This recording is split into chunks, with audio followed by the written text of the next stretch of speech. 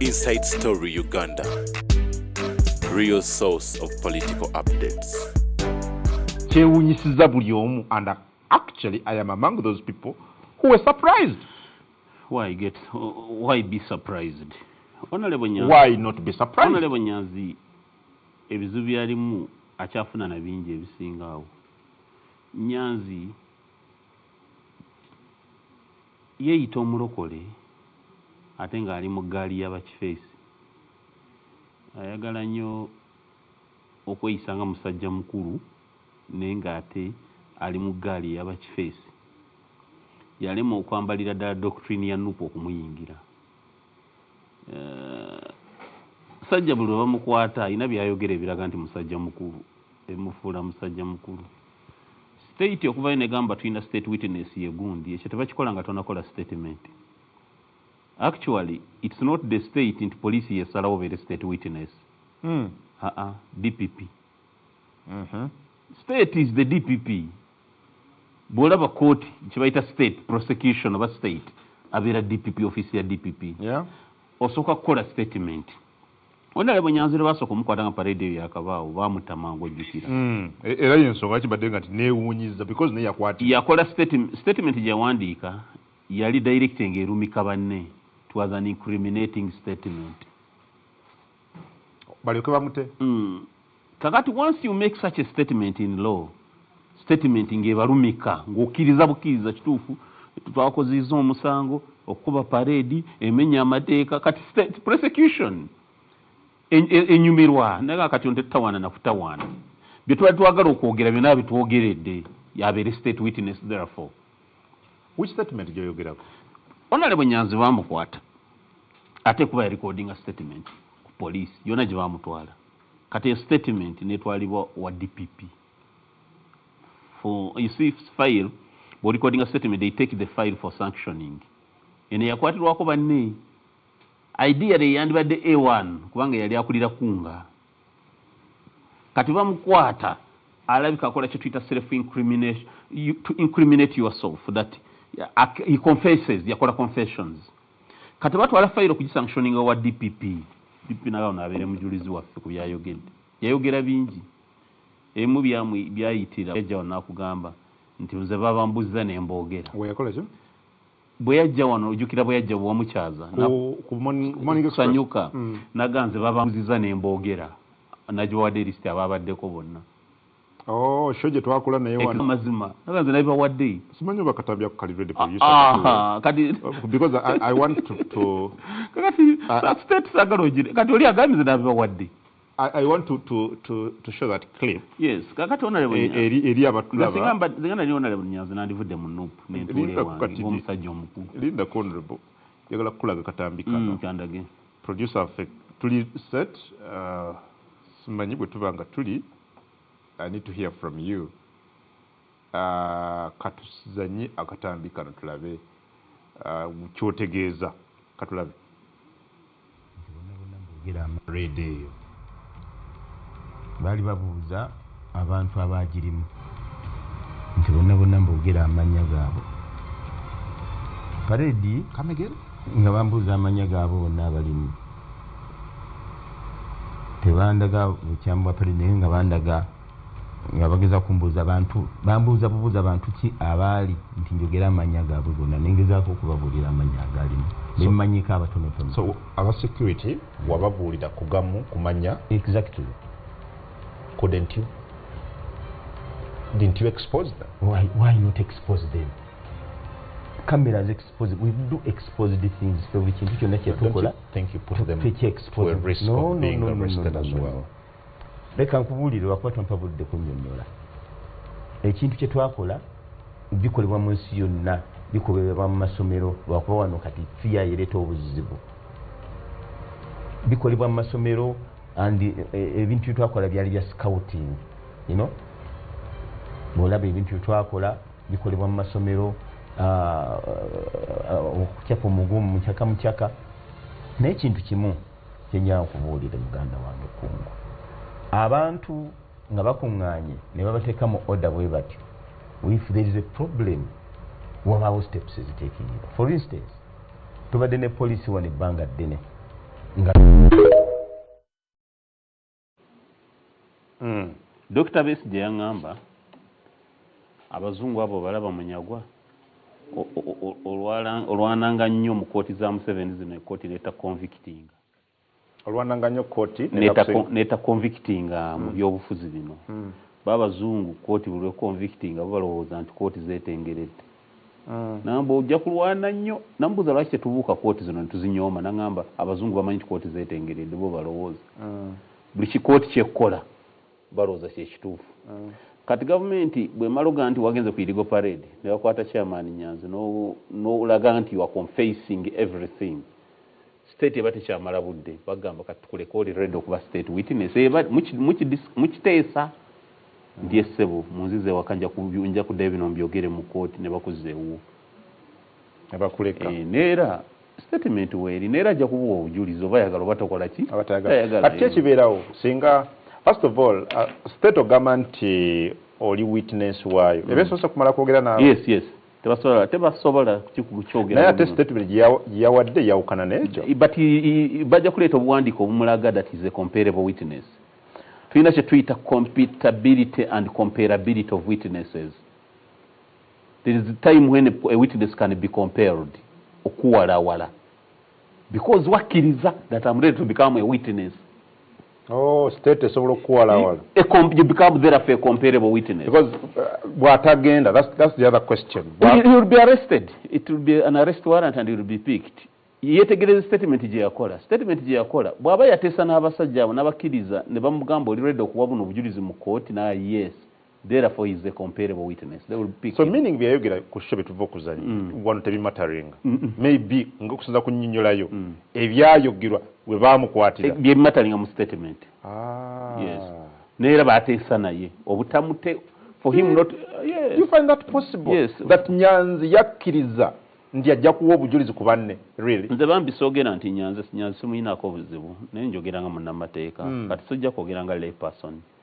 Okuleka gwe bakuzeewo nga tebakututte mu kooti abasajja abo booteesezza nabo okimanyi nti baamuta talina bondi. I am not sure about that. Talina bondi ajagikulage tebwaliwo bondi. Was he released on bondi? No. No, but olunaku lwe yajja ku show yange nga bakamala okumureleasinga bambi yali alina ebiwundu mu bigere era n'abidisplayinga ne ku TV n'agamba yes, sorry nkimanye enkwata gye bamukwata yali terrible anti atalina maanyi tagwa ddalu okumanika parade ne ffe baatukwatanga naye nga ku drone bwekkwata of course tebakuwa bimuli tebakuguba muliro goba oguddemu naye ebyo byonna byetaaga okufumitiriza nga tonabiyingiramu kati weegendezanga nnyo statement gy'okola ng'oli mu bukwate kati alabika yamala okukola statement bwe yakonfesinga namugamba mukulu Nyanzi tukutwale mu kooti oba bino ready okujulira naga ndi ready neera mu statement kiri recorded ajja kubeera surprised he will come out empty handed tawakana nnyo bajja kuleeta statement wesike kuba bajegire they will disclose waliwo kituyita disclosure they will disclose his statement.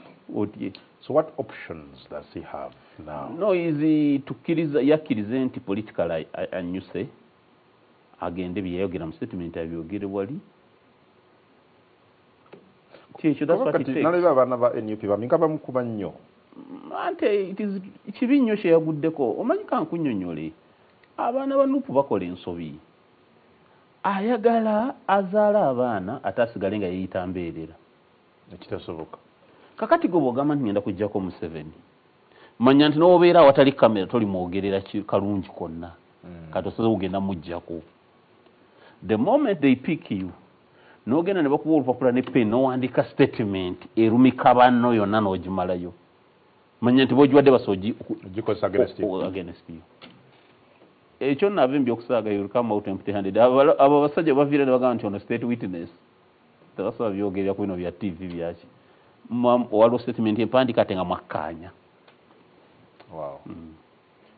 ekyo akyetegekere nno kiina far reaching consequences ndabanga gwe basaanyizaawo mwaminya ko bajja kuba bamukoze bubi ate bwabata abayeekera bwe bakola abayeekera bwe batyo bwe bakola oyinza okuba olina bye wabasuubiza n'obitaninga down kubanga naye agamba naye victim mu nsonga eno anti he was arrested anti bye yawandiika kati statement ze yakola Mukulu Nyanzi aveyo abe w'amazima aŋŋambe obankwata ate nsinga nadde bankaka okukola statement ng'erimu bino na bino na bino n'empayo amannya gano agaba ring leaders bwe nagawaayo ne baŋŋamba onobeera statement nenzikiriza ku bukake yandi invoking ze kakibwa duress maybe alimu abireke nabyogera because I was bajja muswaza is one first and foremost a comparable witness okusinziira ku byaba yayogera mubinza omufuule comparable witness ate bw'anajja as a witness waliwo that time of cross examination in chief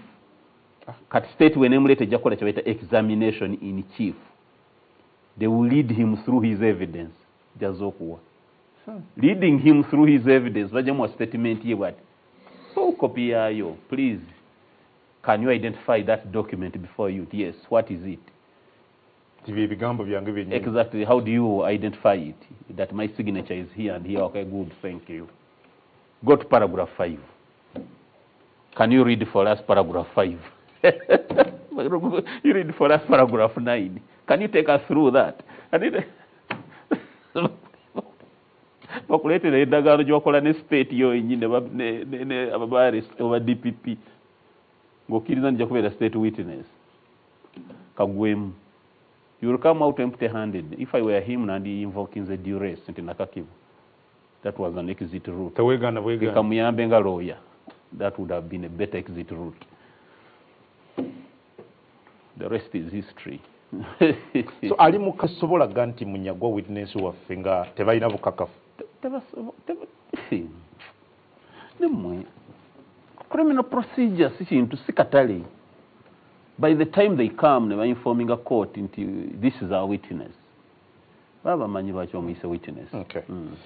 Kale tubikomezaawo ffe kateeke wabiri tulabe embeera nga bwenatambula oluuyo olwo trade order bwenjagala tudde katono government yasalawo okuyimiriza ebikolwa tebadde bigenda mu maaso because apparently okusinziira ku bo bawulira okukaaba kw'abantu ba stakeholders ab'enjawulo nekugamba timing yali mbi economy mbi abantu baali bazza baana ku masomero twali mu kisiibo both muslims ne ba christians nga toyinza kuleeta kintu bwekityo balina kye baataasizza tebalina weeks ez'okumenya kyoyinza okuyamba abantu baga nti abatembeeyi mudde ku nguudo badde mbedde abulule naye ebintu bafiirwa ebintu bingi nnyo abantu sani agenda obaliyirira because nobody is talking about that. You see government ya President Museveni you see government ye NRM obutaba na plan kye tukugamba but bintu bitomere nayo nona kino namagaso ne baga sorry tosobola kubanga ogabye je tuyita parish development model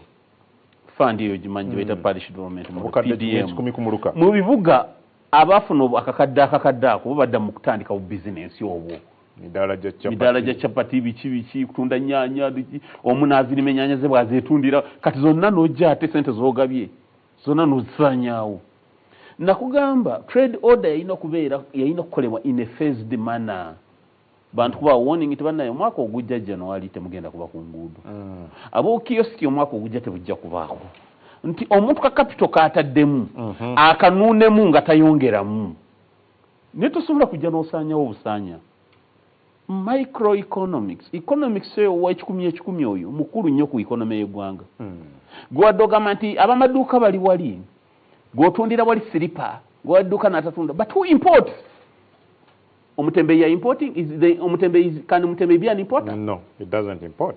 Omutembeeyi n'ebisiripa byatunda wali ku mwala abijja mu dduuka ati nawe gavumenti wabifunyeeko omusolo you understand kakati gwe buli lwojja capital yonna n'omutta because there is a way how these people rejuvenate there is a way how these people catalyze bw'obakola nga bakatalysts when it comes to consumption ntikungobeera mu mmotoka ng'ovuga ng'olina obuntu bw'oyagala oggula ewaka katubale katalale obukozesa mu ffumbiro naye tolina budde bugenda mu supermarket ogenda okulaba mutembi azaabukolera ati olaba forcing to spend naye ideally osogamba njagula food flask nekitwala emyezi mukaaga okimanyi ekyo naye omutembi olwokuba agikutte bwati ku dirisa ly'emmotoka n'ogula so abo tebamanyi kye bakola kye kitegeeza ku economy so mbabuulira mufune plan asimanyi planning authority mufune plan mufune master plan eggwanga kwe litambulira temutomera butomezi. Minister Bahati yetonde daba. Kibi nnyo nga mumaze okutta capital w'abantu milioni nga 10 zonna muzifudde unemployed.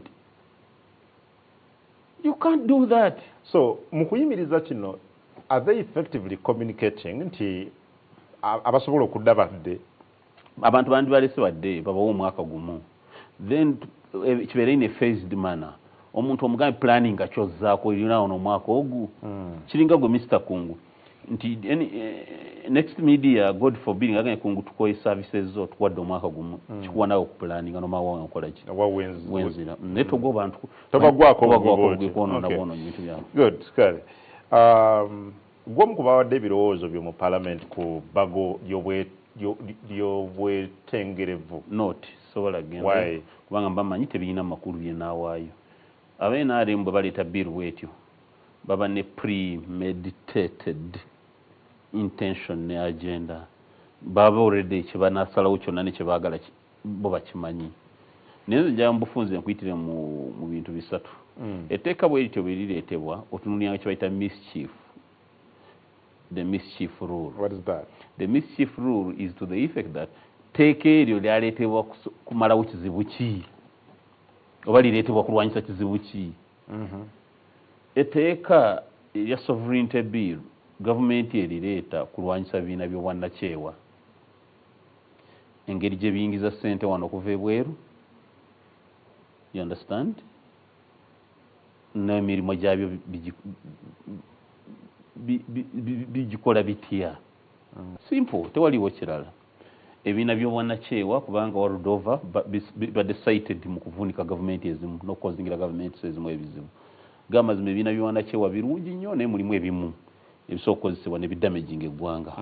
For instance, oyinza okugamba kwa kyakulabika nti tetwagala okatwala ebisiyaga. N'ekibiina ky'obwannakyewa kyonna kijja nga kipromotinga bisiyaga. Nekisonika ne sente to that effect. It is to that effect. For that, yes. So njagala kutegeeza nti byetaaga okulondeolebwa bikola ki but tewetaaga tteeka lino wadde tolyetaaga because olinawo already amateeka gobadde osobola okukolamu ennongosereza. Olinawo the FIA, the Financial Intelligence Authority, erina etteeka erigiteekawo eyerondoola ssente zonna eziyingira eggwanga eziva ebweru w'eggwanga. Ekyo number 1. Number 2, olinawo the Penal Code Act, banoonyerezeeko. Olina ISO, olina CID, banoonyerezeeko osanga enyigira ndikolwa ebikyamu charge him accordingly. But rather than coming netteeka lyomanyi nti lya unconstitutional. So abawaddeyo proposals abwe mu committee, this joint committee eya committees esatu tebirina makulu. Tebirina makulu. Parliament nalingi badde mwebite bikola makulu. NRM bwejjange esoza okuva mu caucus kiba kijja kutambula kityo. Proposals abwe toyina najjo ojja kulaba mu flow. So what is happening nti etteeka liri unconstitutional gwe mukisa gwe tulina ligenda kusozebwa mu constitutional court.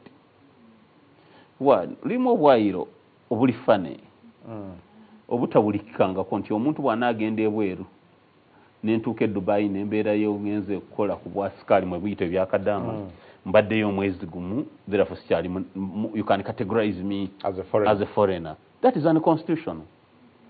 Obunnansi bwo nga bukuvudde. Obunnansi bwange semateeka byebimu bino foreigner ne citizen byebimu. Actually, one must be ekimu is an opposite of the other.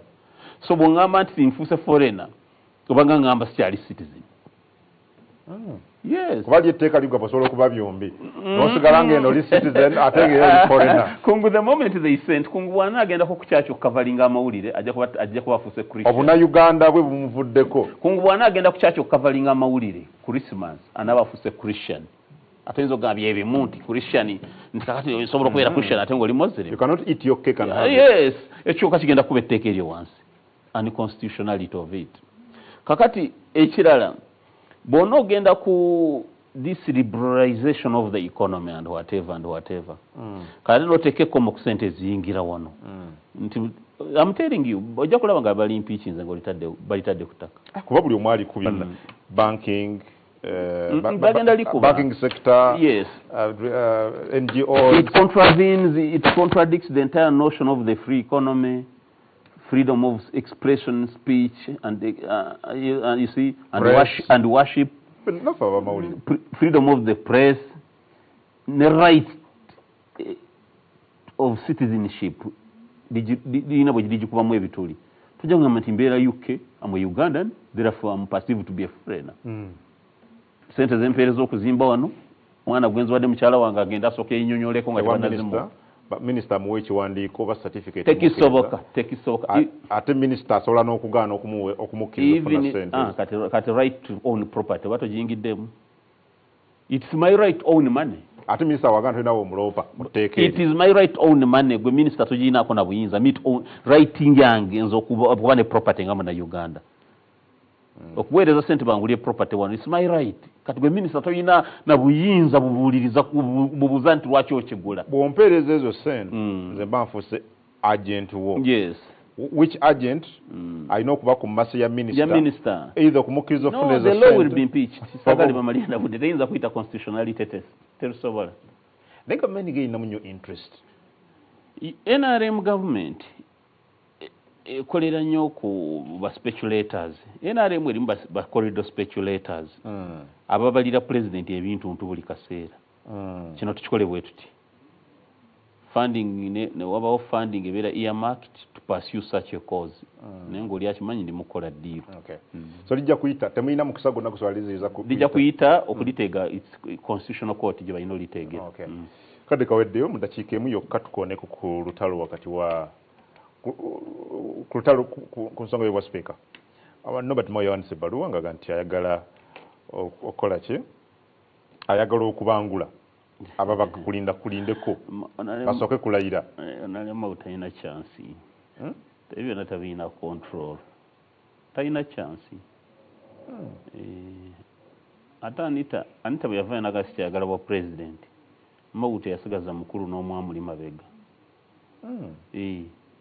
Anita bwe yagamba nti zibana bwa president sibulootanga nako nze n'obwa speaker mumpadde kinene Mawuta yasigaza mukulu n'omumabega bonna basimba mugongo NRM tayagala speaker nga Mawu anti Mawu kyazaako tokimanya atiisa n'obanga gwe president Mawu atiisa he can do anything teri president ayinza kwagala speaker nga Mawu no taliyo speaker ayina kubanga ayina mu level y'okukozesebwa ekitali ku Mawu muzibu tomanya byazzaako nebyanayoga ne bwakwata akazindaalo ogere nnyo mu politics tetuba na mikisa mingi tetuba na mikisa mingi mu nga toli predictable kati nganza abantu tebanjagala lwabutabeera predictable ate nze mwene yagala so omuntu obanga toli predictable abantu baba tebakwagala nnyo kubanga buli muntu aba tamanyi kyozzaako kale tumaliriza omwami w'olusani oyo nina ekirabo kye Bible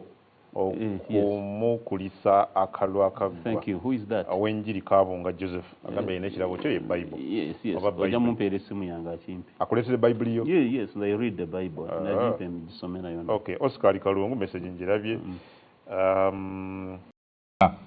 that's going to be interesting kino well kitegeeza ki mu byobufuzi byaffe Nyanzi yavuddeyo ne statement nga yeegaanaganisa siina we ngenda kuwa bujulizi Nyanzi ali mukattu muganda wange well Honorable Munyago munnamateeka ajja kutubulira how that works senga Nyanzi tagenda mu kooti kyekinaabeerawo state yayogeddeko naye before kubanga ye Nyanzi agamba naye yabirabye bulabi bw'atyo ng'abirabira mu mawulire tujja kwogerako ku tteeka oba ebbago erya sovereignty eryo tetusobola kulibuusa maaso Honorable Munyago ono yaliko mu parliament siramulabye mu parliament ng'awaayo ebirowoozo bye simanyi oba yaliwagira tulabye nnyo Honorable Nsibambi ne gavumenti yennyini nga be bavuga ekintu ky'okuwagira ebbago lino Munyago yalowooza ki ku ddyo and again tujja kusinziira ku kadde tujja kukoonako ku nsonga za Honorable Mao ono munnakibiina kya DP ate nga minisita jo yavuddeyo n'omukuuku gw'ebbaluwa oba ekiwandiiko namutayiika agamba clerk wa parliament bannange bwe tunaabeera nga tunaafuna akalulu k'obwa sipiika ak'amazima n'obwenkanya tulina okusooka okulindako okukola ki okubangula oba orientation y'ababaka okutuusa nga okulonda abaagala obwa sipiika kuwedde tusooke tulonde then orientation oba okubangula ababaka kukolebwe yeewala okubeera nti singa onaakola orientation ojja kubaawo okutataaganya endowooza y'ababaka kuba be balonda n'ebirala Now okusaba kunaawulirizibwa oba akootakoota mu gaalumonde. Abalabye badde mu ggwanga erya America, Donald Trump president w'eggwanga eryo n'amumyuka J.D. Vance nabo twabalabye nga babayoola mu kizimbe ba mu wooteri mu babadde ku kaddina akamu ak'abannamawulire ba White House oluvannyuma lw'amasasi okuvuga kugumu ku mulyango oguyingira wooteri eno okukkakkana nga Trump ne amumyuka babayoddeyodde ab'ebyokwerinda ne babajjawo bunnambiro. Badde ngobera abantu abunga nti naye Trump bw'omulaba ng'ayogera ng'awagira ebikolwa ebyokutta abantu mu lwannanda lw'e Gaza, mu Iran nga bwe tuzze tukiraba, tikumbe naye atya okufa kubanga ye ne munne baalabiddwako nga bonna bakankana bayimirira batiiritiiri bwe bati nga babayoola. Kati kumbe nabo bulijjo batya okufa. Lwaki okutya kwe baalaze si kwe bakozesa okulaba nga okutta abantu abatalina musango kukomekerezebwa mu kyondo kya Buwarabu n'ewalala. Wano we tuli leero ne Honorable Mubarak eyatudde dda. Honorable tukwaniriza nate ku 1-on-1. Esebo. Uli otya sebo? Gendi sebo. Oli omukyala yambuzizza what is the secret behind this? Kalevu. Mbwine engeri gy'osala Kalevu. Nga nkubuuze kiki what is the secret nga tosala nga abalala ki? Lugezigezi lunsumbuwa. Lugezigezi. Lugezigezi? Omanyi ofunangayo nze njaga nnyo okubeera controversial. Kati ofunangayo buli kantu kyonna akantu konna kookola omuntu ate ekyo kyakyakola nze kinnyumira okunjogerako. Kubanga oli yatunulidde kano olina buno kati kano kaaki? Lugezigezi. Nze nyumirwa nnyo okubaako n'ekintu nga okijja ku puzzle nga but the truth is nti enviiri zange zaggwako ku mutwe nga ndi muto. Omanyi so you find solace nakugamba mu kirevu. Nakugamba nti ekkuba eriyitamu nnyo emmotoka terimeramu ssubi teribaamu muddo. So enviiri zange zagendera okuba omugezi ennyo. Kati nga ndaba siina nviiri ku ekyazitwala kuba mugezi. Mugezi ekkuba eriyitamu nnyo emmotoka teribaamu muddo. Obugezi kyeki mu Bulungereza? Wali olabyeko nga bakoola Kala road. Kubanga emmotoka ziyitawo kati omutwe nga gulowooza nnyo tegubaamu muddo. Kyeki mu Bulungereza obugezi? Byonna oyinza obiyita kyoyagala, being intelligent, wise, clever, whatever kyoyagadde. But me am a genius. Yes, I am. Gwe oyagala otoyagala bigomanyi. Naye gwe buuza abaasomako nange bajja kugamba. No, what I know wali muzibu mathematics na physics. That I know. Neera nze ekyansuula nnyo nze omanyi senior 6 nagikola emirundi 2. Waddamu wagwa ogwasooka twalumba Kyebambe Girls. Nga mugenze kukola ki mu baana b'obuwala? Ne bantwala ku poliisi eboma ku poliisi. Ebuuzo ne mbikola nga nva ku poliisi. Kakati nali ku bondi. Ne baŋŋamba nti ebuuzo ebiggwa olina okutwalibwa mu kkooti. Ekyo nakiwulira. Kati pepa yasembayo saagituulamu. Nodduka. Baali bakagaba papers negenda nga agenda ku short call. Kati nze future yange yafiira nnyo mu senior 6 yawo olwa okubeera stable. N'okomawo. Nali njaga okubeera pharmacist. Kati nzija okuddamu senior 6. Yasomero nga wakati bakyagana kumpa fees baganye. Saddamu kusoma. Nga balo ofuuse ekizibu. Bagamba omunyagwa muleke tajja kusoma. Kati nziramu okutuula essomero najja okuregistaringirako neera ndi kyekyansuula obubi. Bangamba obadde okola PCM neffe tetulina chemistry. Ate nga lyeriyinzikiriza okuregistaringa as a private student. Naye nga tulina chemistry sasula fees osoma economics. Ewaka ne bagana okumpa fees. Nengula obutabo bwa economics ne mwesomeseza ewaka. Wabyesomesa wekka? Nga byesomesa nze kane nzija mu E. Grade 6. Ekirooto kyange kyokuba pharmacist ne kifa. Nali njaga kubeera pharmacist. Kwe kufuuka omusomesa? Nze nasome natagala nnyo. Eka nentandika kunoonya bidiguri mpitawa oyo namutagaliramu nnyo. Nengezaako n'okusoma accounting SCCA eya Bungereza kinasoma obuntu nagezaako just naye nga mbyesomesa kati olwo ewakaba. So butaba na nviiri kwe kusala obulevu buno n'obukulu? Compensating nga butabako nengamba owaayi. Compensating? Nabeera nti nga sirina kooya konna ku mutwe kambeere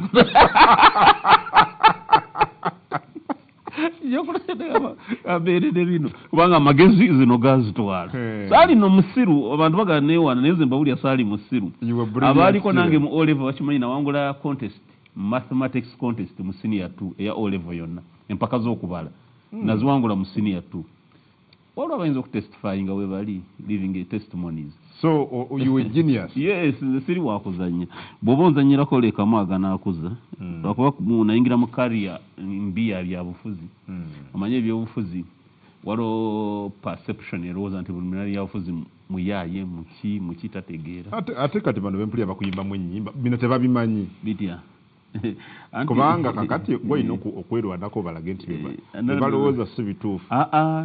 Ndi mu bantu waliwo okubeera mu bantu abakyamu. Oli mu bakyamu wazaalibwa mu bantu abakyamu. Intelligence ne isolation bitambula mu biti.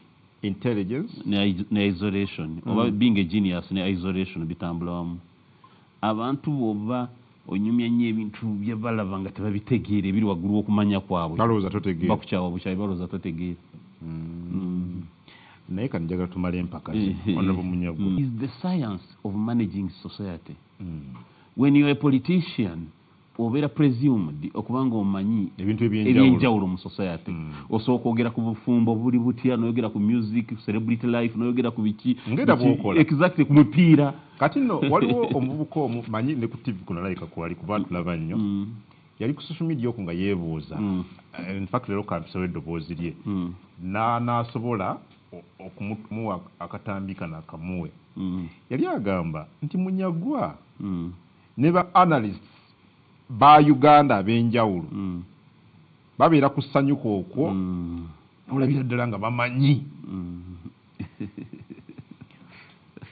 naye bwe kituuka kukola analysis ku mikutu egy'ensi yonna tolinawo obalaba ate kubanga ye I'm just reporting naga ye bw'aba atunulira Al Jazeera BBC yali mwana bamuyita Kasirye Sky News bakayita Kasirye akavuuka naye wamulaba namulaba ng'agamba ayagala atunula alabe Munyagwa nga baga nti kati ekigenda mu maaso mu Isirayiri oba mu Iran katugendeko e Kampala tufune Mubaraka Munyagwa bakubuuza ebibuuzo.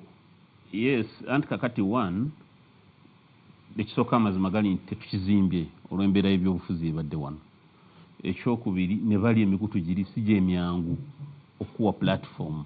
Emikutu gy'ebweru giwanya ekitiibwa bannamawulire journalists bo tebaagala nnyo omuntu kukola kyataasoma abantu abazungu abo kati bo balina kye bayita investigative journalists baba journalists bebweru baspecializing abamu babeera mu byabufuzi abamu babeera ku nsonga za Africa nagamba ebibuuzo shakashali nga bwe yali buuzo ono kakati okujja eno mu Africa bw'okulowooza nti eno mu Africa waliyo omuntu atali journalist w'amaanyi ategeera okuanalyzing ensonga kibasumbuwa naye nja kutegeeza Kasirye sebana analysis tuzisobola eziri ku world class. The only challenge tulina tetufunangako chance naye nyina yakyengenda okutandika Kasirye mu myezi mitono ojja kiraba nja kutandika podcast analyzing geopolitics at that level ojja kulaba nga neera TV ezimu zitandisa okundeeta. I'm telling you only that tetukiwanga budde kyekisooka tetufunanga latitude kwezo platforms bote bamanyi nti gyetuli because tetwetunze you must sell your brand okubanga bakumanyi banja kutegeeza Uganda eno ina abantu abagezi ennyo kyaki mulimi omuntu nga ayagala alabe ku Munyagwa nalayo podcast ya Andrew Mwenda oba wagirabye ne abasajja bali ababiri kati Mwenda nasese nagirabyeko like 2 nagirabyeko like 23 natulidde Mwenda ng'ebigambo byayogera nengamba natagitinga banna Uganda bamutegeere oba amenyekera bwereere teyafunye bagirabye bangi tasobola bafuna. Andrew is very intelligent ne problem kyalina ebyo byayogera wano tina ready to assimilate iyo batatunafuyiza bannansi nze Munyagwa omanyi lwaki bampulizaamu ne banvuma n'okunvuma because nasoma propaganda oyogera ebintu bye baliratinga manyi how to spice the messaging manyi how to nze manyi quoting attention yo nenkufuna n'ompuliriza kati Bamwenda ye ajja ng'ayaga kwogera kyekituufu technically nga that technical analysis that technical dissect of issues abantu bawano tebaagala serious stuff they don't love hard stuff You must message yo ino packaging in a manner that banyumirwa abantu bano byagabagala bintu biri casual message wetuuka so mwenda ne bwayogera ebirungi podcast ya Andrew tayinza kuwangaala nnyo well because teri agenda giwuliriza wano abantu bawano bagala casual stuff si hard stuff natulide mwenda ngaalinga lecturing Makerere political science Makerere nejipwadeseka busesere bwalaba Andrew teri oli bwabikula bwati ku YouTube ayita buyisi anonya munyago wa Andrew ayogera oluzungu lungi tatera kwogera vernacular wano n'abantu abayivu tebagala luzungu bagala nnyo ne vernacular olina okukola that cocktail oluzungu ne vernacular number 2 tobeera nnyo serious bobeera serious abantu wano tebalaba bintu byo baddukayo that's why I laugh at people bagamba bobeera ku bayimbi n'oyogera bino bye mulaba kirungi kibi mumala okulaba mawulire ne mugenda kwanika ati kalakata nga muli mu mitwalo na mitwalo katulina obasangayo n'emboozi mwagala okuwulira kwe kutulumbayo okay well aplava njagala tutandikiraawo saakula emisinde egyabaddewo ku Sande ejja General MK ejja Run for Hope nalabye abanene bonna infact kyatandikira wano ku Skies waliwo dina eyali awo buli munene yenna mu parliament mu government bagweraawo nze nali magamaga kulaba Munyagwa ku Skies saamulaba ku Sande amaaso gandi kololo saakulaba weesambye emisinde gino kati waliwo mupiira bagita zero pass yefaanana etya waliwo abamayina balina bakiyita omuntu ebamupasingira omupiira bwati gwosuubira ogulinyamu oba agupasinge n'abuuka mu buuka ati waliwo kirabye ekyo kumba agenda okuteeba aliwa olwo gwagubuukidde oli agenda obakuba akatimba nakugamba emyaka 2 emabega neŋŋamba muhoza President Museveni alina ekintu kyatuzannye abuusa omupiira nabaga opposition mwebase Museveni muna abuusa omupiira mutabani we yagenda okututeeba manya abantu bano tebawuliriza nimbagamba muve mu bino bye tuli ku Museveni muhozi pasi bagubuuse ono abuusa omupiira oli muhozi ayagala kututeeba kikwatagana kitya ne anti wuliriza ne batandika ali ku Twitter zatamira n'essimu ne mbagamba there is a problem please wake up waking up tutayize muhozi the rest is history government yagenze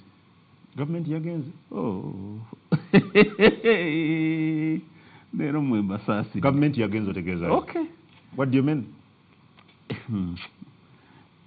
waliwo ku military kwekoleddwa oluvannyuma okumala emyaka 2 ezeetambula butambuzi kakati okulangirira kwe kubuzeeko kwokka obaddi naye nga gavumenti yo yagenze omanyi gye n'omuhozi so power has already changed means a transition yawedde from Mr. President Museveni to Mr. Muhozi to General Muhozi's son already ekibulako kulangirira kikwasaganye ndabe bwe kiri kakati let me tell you ogende kololo katife ababyetegereza okusooka kyatandika nga kyakusaagirira ne bakisaagiramu bino batabulanga mu baraza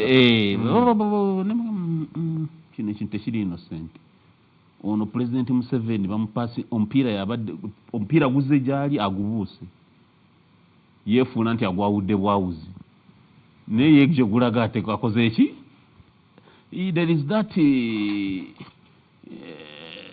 engeri President Museveni gyeyefuula nga twabitwala nga byamakulu kumbe byamakulu ye according to him President General Muhozi yagenda ne baplanning oguntu guno nenze nga mbalaba baplanninga ku serving military officer yali kunga egenda maaso naye nga ffe tumanyi nti kukolebwa omusirikale ina kuba yafujjo naye nga bano baplanninga ku bw'otunuulira olwaluli ekyali kirimu abakulu baalinga babbalamu bagashumba babanda sibanyooma naye kati kitunuulire kati yaguddewo emisinde omumanyi yabadde muhayira kegwanga abanamba me number 5 yes. speaker number 3 then agulawo emisinde gya CDF or UPDF number 10 the CDF abanamba meka muhayira singa namba 3 n'omusobyo tali mu abiri abasooka naye agigulawo namba meka bwabadde okyali awo kati nja kulaga e parliament ewedde speaker yaze n'abaka nga 3 mu ameka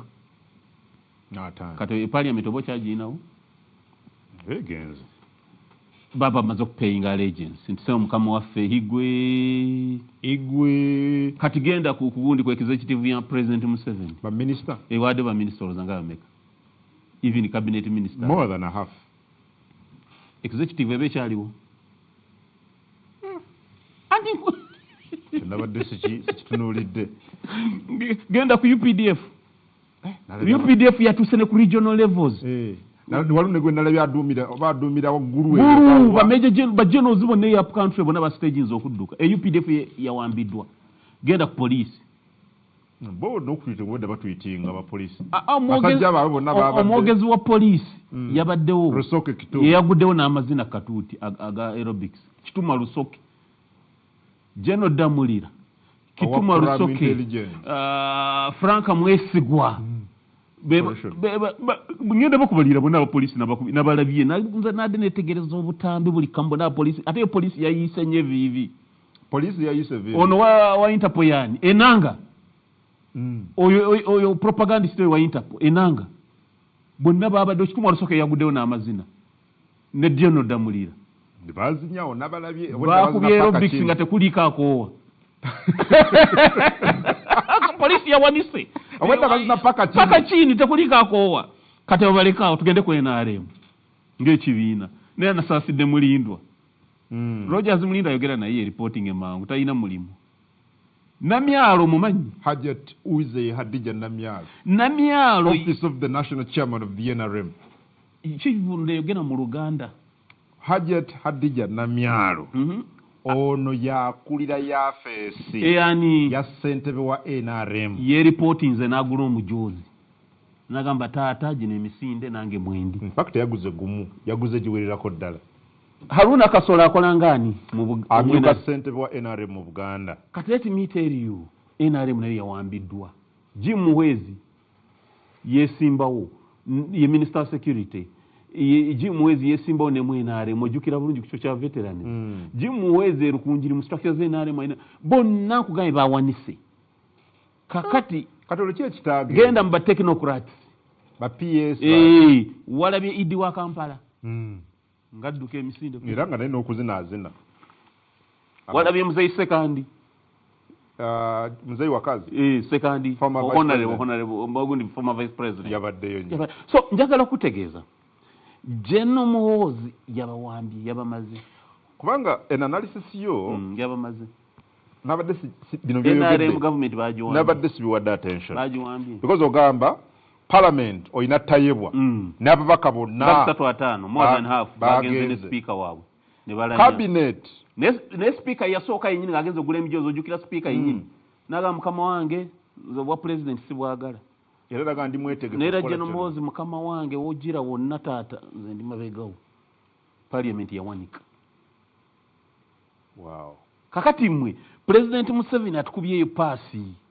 kati gwakuli wano gwe tumalirako obudde kumbe omupiira oli gwolaba gulaza agenda kuteeba ne cabinet yennyini ate weeri bamisa kabanda buli omu yabadde alwana akakokola nga kavugaawo awo walabye gundi Kituma Rusoke azinira amazina awo enkokola yabadde evuga si buli ayadde ayagala nti atuukawo olukokola lwadde luvugira kaddaalo okusembera wawo General Damulira omulabya stretching awo ng'oyinza okulinnyawo gwe nkokola ekutta General Kayihura wamulabya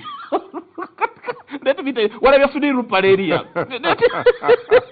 nagagga Sudiri Lupaleria yatuse saa 12 zennyini ez'okumakya gonze we yaz'okusemeka yakeddeko kakati kibi nnyo okubeera mu ggwanga erita parliament majje poliisi cabinet NRM buli wootunula Muhoozi yawambye gavumenti ya taata we kati amuleka bulesi timuzeyi kamuwe ekitiibwa wana muleke alinze kulangirira abayina bonna kubanga waliwo yabuza ku exawo n'agamba njagala okumanya lwaki abaali badumiddeko ku gye tebabaddeyo ng'oggyeko General Katumba nakakiyinza n'okuleeta obuzibu ekyo kyokka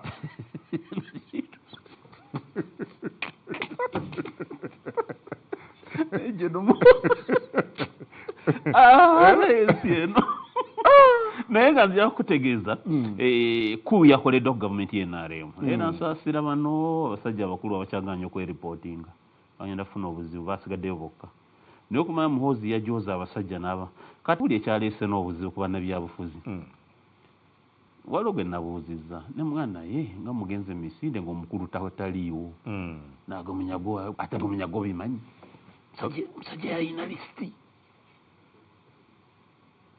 musajja yalina lisiti yakuutiza taata wamugamba bugambi yakuutiza mbu yalina lisiti lisiti ya kabineti ogimanyi kabineti ogimanyi netulindiridde ndi Muhoozi yalina lisiti oyo bwalo mbu yalina lisiti yaga nti va oba toba neera bagambye kasita kubako akamana nti waliwo gwe yabuuza erinnya lye eryokusatu yaani amanya gonna mbujuvu yaani ne bagamugana n'agamba yasoma ki yasuze teyeebase kyenkana yaddaana atera n'okuba nga yayeera n'ekifo bagenda okuddukira. What does that mean? Ekyabaleese kukola ki there? Bano ba MPs ne bano bannabyabufuzi abasinga baagala bwa minisita bagamba yalina lisiti. Olina okumulaga nti oyagala batoyagala bakugoba oba owedde. Then kati ono si CDF kyokka. Of course. Promotion is either bagamba nga the president of Uganda and the commander in chief are promoting this one. So communications katoziraba zikyuka bagamba the CDF has promoted so on. Goma mtu ayinza ogabaranka jeno obuzito bwabazito ekyo kikirize ye commander in chief ekyokusatu bagamba bana bureaucrats ba technocrats nti yagaba n'emirimu kati gine gyaba PS egy'abaani yalina list bagato tosula ne baganya ya cabinet yagina mu kooti yo mu uniform ye y'amajja atambula nayo tobagana yakutiza so mu bufunze mu njogere yaffe ya buli kibaze kwetega yogedde kinene no mubuuza it's too much it's too much so what would be kyefaananyirizanga ekyo kiringa ekyo kyefaananyirizanga ekyo buli ddindirizi lyabadde kororo nkubuulira musajja yalina list musajja yalina list buli ddindirizi lyabadde kororo so bw'otagenda kati oyinza okubuuza tayebwa gwe namba 5 wagenza okugulayo emisinde gya CDF otya no he represented a serving CDF yes. A serving CDF because the idea in hierarchy General Muhoozi is supposed to salute Honorable Tayebwa yes okay. In hierarchy General Jim Muhwezi boss wa General Muhoozi mu hierarchy Jim Muhwezi Minister of Security General Muhoozi ali ku level ya PS CDF aba ku level ya PS wa defense Jim Muhwezi alina kusalutinga Jim you get the point General Muhoozi alina kusalutinga Chairman Tayebwa General Muhoozi alina kusalutinga Vice Chairman wa NRM Haruna Kasolo you get the point naye babadde walinga ne gwe bagenza okuddukirako emisinde taliiwo yabadde alina abakulu abalala basinkana nagamba ne bamujjukiza afande emisinde wacha no yabadde alina other and I'm using ebigambo bya Honorable Kabanda Ssabawandiisi w'ekisinde kya PLU kaga nti omukulu had other important engagements. That's more propaganda. That is political symbolism. Wait, for more propaganda. That is political symbolism. Ageza bakulaga nti ne watali eriba yayana badduka misindi. That is political symbolism. Waliwo ayinza okutegeera obukulu bwa birthday celebrations okusinga na nyini birthday. Bagezaako okulaga nti nze ne wesiri eggwanga lyonna liri. That is political symbolism. Mwenda be bali aba Andrew Mwenda bali mukuyipanga. Ntukola bwotola. Ne wano wenye kusikaiza yate yaliyo naye ababaka bonna baliwo. That is political symbolism. Omanyi obadde yogerano ku hierarchy. Nozijjukiza waliwo eggwanga ery'oku mulirwana. Our neighbor, one of our neighbors. Minister yasindikako ku events za mirundi ebiri yasindikako vice president n'asindikako ne prime minister amukiikirire era vice president n'agenda happily neyennyonnyolako nze vice president wa Uganda nendeesa obubaka bwa minisita wammwe owa ministry bweti that happened mu nsi ey'omulirwana kati bwendaba bino ebya Honorable Tayebwa yinza obuteewuunya balabise mbubi babawambye nkubuli ababa wambi kati kankuze parliament izo kusamoninga General Muhoozi well bamuyitako n'agamba yagamba jabasiba yagamba those are clowns yagamba jabayola kati bati bayinza omuyita yagata sobola kumira mu maaso g'abaddiikuula bakazanyiikiriza bayinza omuyita tebaddanga kati auditor general ayinza ofulumya report eraga nti mu defense centers zikwatibwa bubi mu EPDF tasobola ayinza agolaba kisoboka an auditor general is the auditor general is an office of parliament parliament mukama wa amaze okulaga nti ono ye mukama waffe kati auditor general obo kyajja wembavu kati parliament ayinza okusamoninga General Muhoozi over any misconduct in the UPDF government yawedde amasiga gawambiddwa nalaiba state attorney. Can you imagine? State attorney nga bali mu kudduka misinde. But wabaddewo obuzibu bano bonna okwetaba mu misinde. Nalabye aba prisons. Yes. Buli akulira ekkomera mu ggwanga lyonna yeetabye emisinde gye liri n'adduka. Maybe they looked at the cause. Cause etya? Cause kye yabaddemu. Gavumenti yawambiddwa. Mwelwako mumanyi mpambe eri gavumenti yagudde. Gavumenti ya General Museveni teriiwo waliwo gavumenti ya mutabani we General Muhoozi. Kati yafuga. Yafuga nero opposition yena alowooza mpunvuganya ne Museveni oli mulalu. Musigaddewo mu abaali baagala obwa president abaali baagala okukwata mu gavumenti. Of course kibi nnyo ebirooto byaffe bigenda bifa buli lunaku kibi nnyo. Omupiira mwami Museveni yaguwa akati nagamba bannange aze senze nali ndaba omanyi mba mupiira mbeera muwogana kungu marking oyo gundi marking oyo nabagamba bannange mark that man bannange ne baganda mukwevuma pugo bye bitano mark that man. So government bwetu never ita myaganya je government transition yawedde bangambye yayina list mu uniform ye y'amagye. So does that mean aba bakugambye bategeeza ti cabinet ajja kubaamu ebitundu 9 ku 10 yagenda ogiwandiika yayino negobadde bagambye yayina list naye ne taata wembu amukubira bukubizi Muhoozi leeta tulabe twakoma kwanirwe najja naye awuni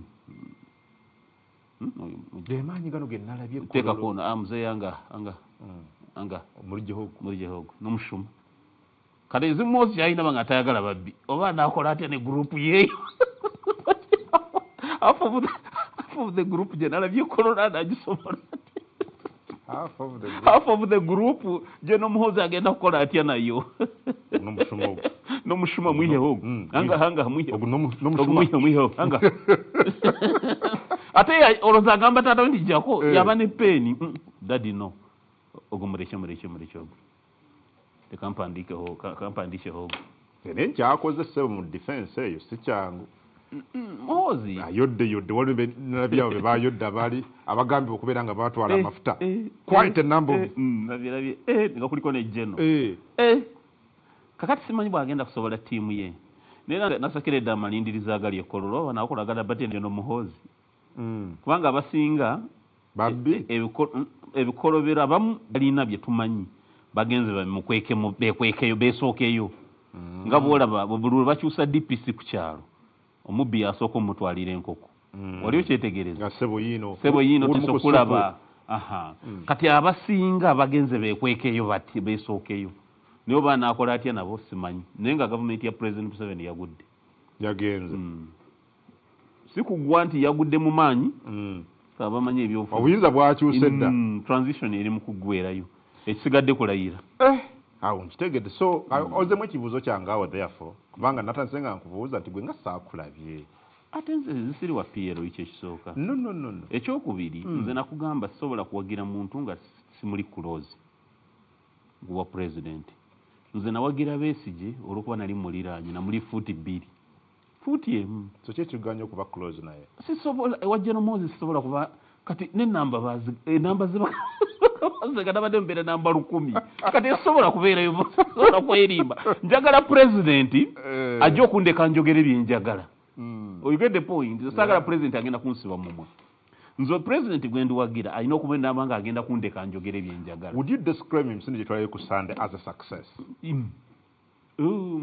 Pozi ngoli yayisizaako bweyisa kyade kitiisa oba towagira NRM toyagala muhozi kitiisa teweerimba fe abanalizing anoola abali present bati abyewali nentunuulira poliisi yonna eweddeyo omwogezi wa poliisi nga musanyufu kitumu aseka abuukabuuka damulira siraba nko jeno damulira ng'aseka namulabye ejjo akuba press ups nga musanyufu muzibu waliwo ono operations ono atera okuluma embono frank essanyu limutta enanga ng'awulira essanyu yenna limutta ali awo ati bala batuuse mu nsi ensuubize bane poliisi yayise nye vivi kati nendaba symbolism yabadde mu ba divisional commanders gye bali bonna aba UPDF okuliidingamu okudduka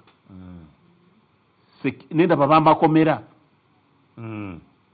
you understand kati gwe esekebewedde ebyokwerinda jealous the public the jealous the justice law and order sector yona bagizinzeeko yagikutte ne security n'agigatta kanodda ku more than half of the cabinet nga wali buli omu alwanira kamera emulabe nti wali ne abo n'obata nodda ku NRM ng'ekibiina ne bewaayo bukolokolo abo n'obata nodda ku business fraternity basudiiru lwakuba sudiiru yakuteekatebeka mu maaso bangaye bakamulekedde nga musajja mukulu anti akubadde tebakagaba eyo layini yomumaaso totuulako tomanyi oli omukulu ataddusa ayina okuba nga alaba ku TV akulabe mangu yabadde alondoola okay but kye kyamuganya okubeerawo byadde misinde political symbolism bamwenda bye bamugambye tojja Commander Land Forces ono General Muhanga twamulabyewo yabaddewo ani yasigaddeyo kati gobombuli those who matter yabadde nabawo mu gavumenti